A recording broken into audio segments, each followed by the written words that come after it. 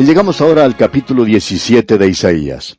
Y aquí encontramos la cuarta carga o profecía. La cuarta carga es la profecía sobre Damasco. Damasco era la capital de Siria, y podemos decir de paso que aún lo es en el día de hoy. Aquí encontramos en realidad la carga de Damasco y la de Efraín en el futuro inmediato, y también en un futuro más alejado. Lo que tenemos aquí es a la nación de Siria y al reino del norte de Israel.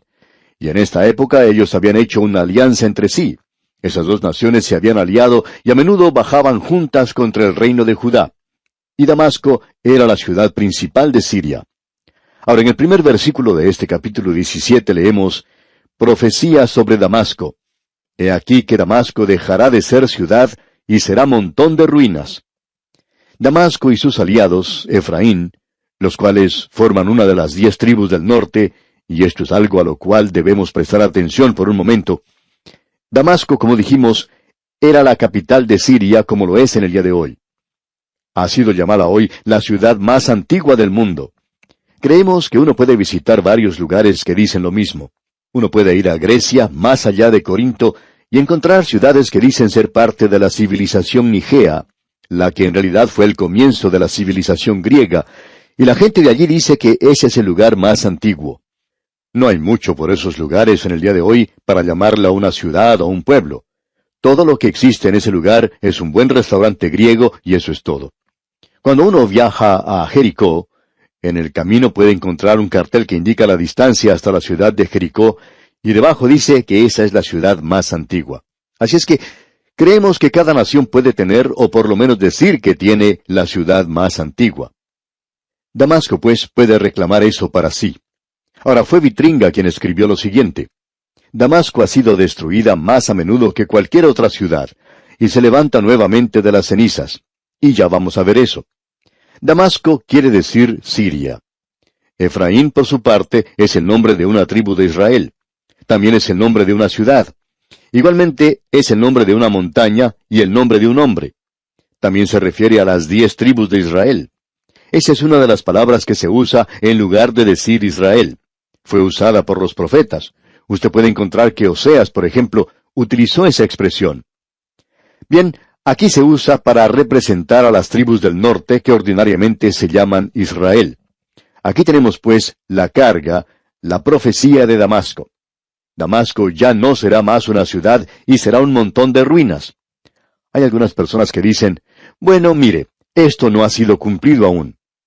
Pero como ya hemos dicho, existe un cumplimiento futuro de todas estas profecías, y también creemos que aquí se trata de un cumplimiento local. Alguien quizá nos diga, ¿cómo puede explicar eso? Bueno, creemos que existen 2 profecías, y las explicaciones que tenemos tienen sentido por lo menos para nosotros. La primera de ellas es que los historiadores no siempre dicen las cosas tal cual son. Cierto hombre que escribía historia, no hace mucho, hizo una declaración de que los mentirosos más grandes del mundo eran los historiadores. Los historiadores no siempre han dicho lo correcto al decir que esta es la ciudad más antigua, es decir, la ciudad original de Damasco. Porque en esa zona se encuentran muchas ruinas de una ciudad, y cualquiera de esas ruinas podría haber sido la antigua Damasco. Y probablemente así sea. Damasco es igual a muchas grandes ciudades antiguas. Cuando era destruida en algún lugar, los habitantes siempre podían volver a reedificarla sobre las ruinas. Hay veces en que ellos cambiaban de lugar y la reedificaban en otro lugar. Con algunas ciudades no hacían eso o no sabían hacer eso, a causa de que la gente opinaba que esas ciudades eran sagradas. Jerusalén, por ejemplo, es una ciudad así. Hubiera sido mucho más fácil reedificar la ciudad en otro lugar en la época de Nehemías. Pero eso no se hizo porque había tantas cosas que eran sagradas en conexión con la ciudad antigua. Los historiadores todavía no nos han indicado cuál de las ruinas que existen en ese lugar podrían haber sido de la antigua Damasco. Esa es una de las explicaciones. La otra es que es la ciudad más antigua y que ha soportado las atrocidades de la guerra y que nunca ha dejado de ser una ciudad aun cuando haya cambiado de localidad. Es probablemente la ciudad más antigua en el mundo.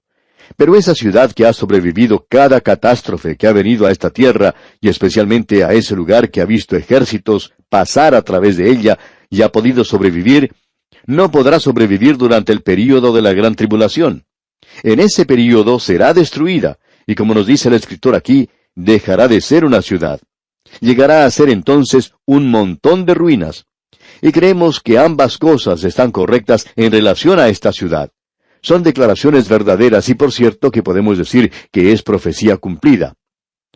Ahora el versículo 2 de este capítulo 17 dice, Las ciudades de Aroer están desamparadas, en majadas se convertirán, dormirán allí, y no habrá quien los espante. Esta ciudad de Aroer era un suburbio cerca de Damasco. Esa zona será totalmente destruida. Eso probablemente ha ocurrido con Damasco en el pasado, y probablemente vuelva a suceder. Ahora en el versículo 3 de este capítulo 17 leemos, Y cesará el socorro de Efraín y el reino de Damasco, y lo que quede de Siria será como la gloria de los hijos de Israel, dice Jehová de los ejércitos. Es decir, que el reino del norte de Israel soportará su parte de la carga de Damasco en el juicio a causa de su alianza con esa nación. Se nos dice allá en el segundo libro de Reyes que ambas serán asediadas por ese gran monarca Tiglat-Pileser. Y estas dos naciones fueron llevadas cautivas por el rey Salmanasar. Esto lo vemos en el segundo libro de Reyes, capítulo 17, versículo 6. Esto, por cierto, que es un cumplimiento parcial de la profecía de Isaías. Pero en cuanto a muchas de ellas se refiere, es el cumplimiento total. Debemos decir que para nosotros, esto está echando una mirada hacia el futuro. Y por cierto que tenemos un cumplimiento parcial.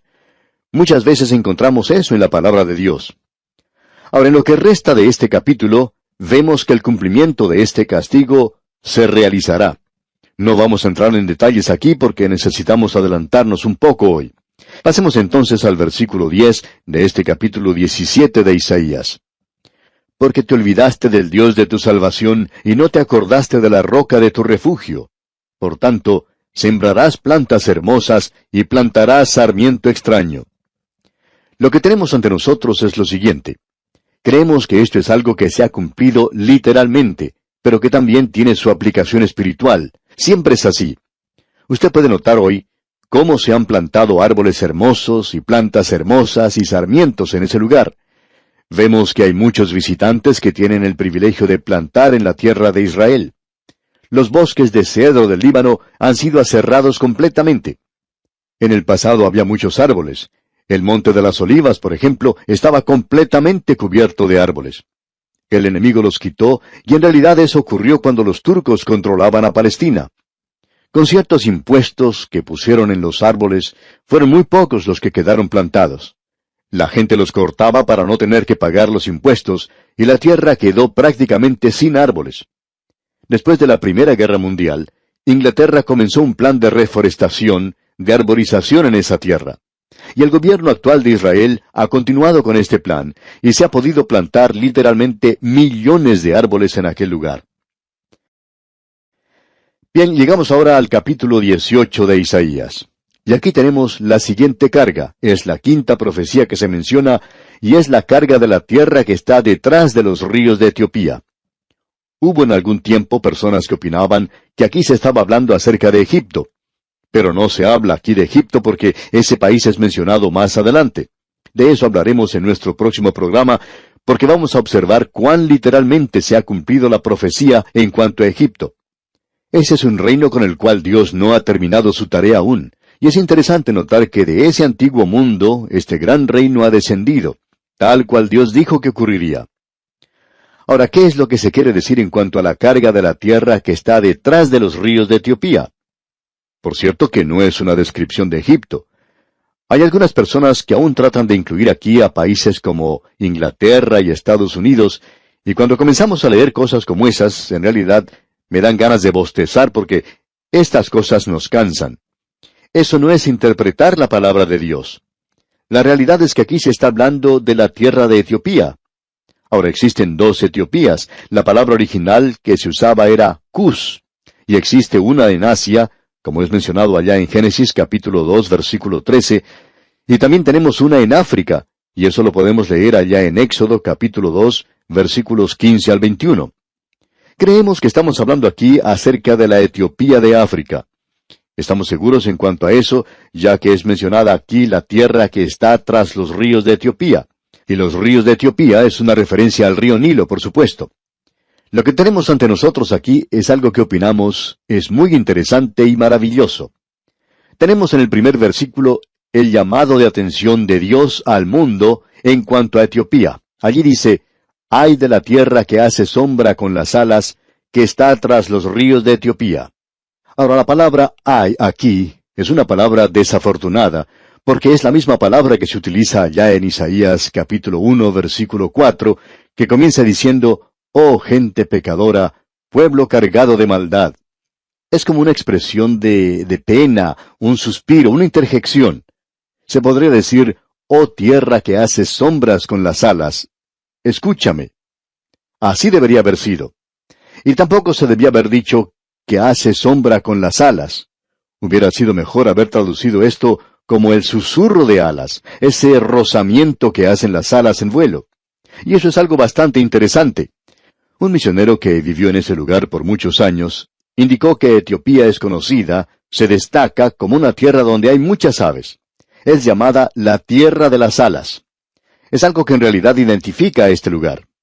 Ahora notemos lo que dice el versículo 2 de este capítulo 18 de Isaías. Que envía mensajeros por el mar y en naves de junco sobre las aguas. Andad mensajeros veloces a la nación de elevada estatura y tez brillante, al pueblo temible desde su principio y después, gente fuerte y conquistadora, cuya tierra es surcada por ríos. Ahora, naves de junco no caracterizarían en el día de hoy a ninguna nación moderna. Uno no podría identificar eso con Inglaterra o con los Estados Unidos, como algunos tratan de hacerlo, porque esas naciones simplemente no usan eso. La nación que se menciona aquí, por cierto, que es Etiopía. Ahora, en el versículo 3 leemos, «Vosotros todos los moradores del mundo y habitantes de la tierra, cuando se levante bandera en los montes, mirad, y cuando se toque trompeta, escuchad». Hay muchos estudiantes de la Biblia que opinan que esta bandera o emblema se refiere al arca del tabernáculo que se encontró más adelante en el templo y que durante la época de la destrucción de Jerusalén por parte del rey Nabucodonosor, antes de que eso ocurriese, se había transferido a Etiopía. Se nos dice que existe una iglesia en ese lugar que dice que se encuentra en esa iglesia. Bien, no sabemos eso, no podríamos probar nada en cuanto a eso. Pero un emblema, una bandera, saldrá de esa tierra. Eso es interesante. No estamos tratando de decir lo que eso será o lo que sugiere. Simplemente diremos que una bandera saldrá de esa tierra. Ahora el versículo 7 dice, «En aquel tiempo será traída ofrenda a Jehová de los ejércitos, del pueblo de elevada estatura y tez brillante, del pueblo temible desde su principio y después, gente fuerte y conquistadora, cuya tierra es surcada por ríos, al lugar del nombre de Jehová de los ejércitos, al monte de Sión». Es evidente que la referencia aquí es a los habitantes de Etiopía, que no hay un juicio contra ellos, sino que vemos que ellos se encontrarán en Jerusalén. Y ya hemos señalado un versículo en el libro de los Salmos, donde dice que los habitantes de Israel le preguntan a los de Etiopía, «¿Qué estáis haciendo vosotros en Jerusalén?». Parecería que se estuviera hablando de integración racial en aquel día. Quizá eso llegue a ocurrir en el milenio, pero él va a decir, «Yo he nacido aquí, yo he nacido de nuevo». Dios tiene cosas maravillosas que decir en cuanto a Etiopía. Cuando Mussolini invadió a Etiopía, Dios no permitió que ellos cayeran, aun en la forma brutal en la cual estaban siendo tratados.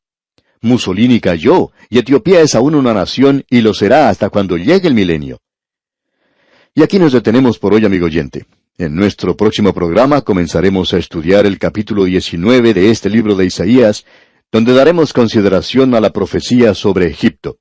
Como siempre lo hacemos, le sugerimos leer todo el capítulo 19 para estar así mejor preparado para nuestro próximo estudio. Al despedirnos, deseamos a usted las incontables bendiciones del Señor en su vida.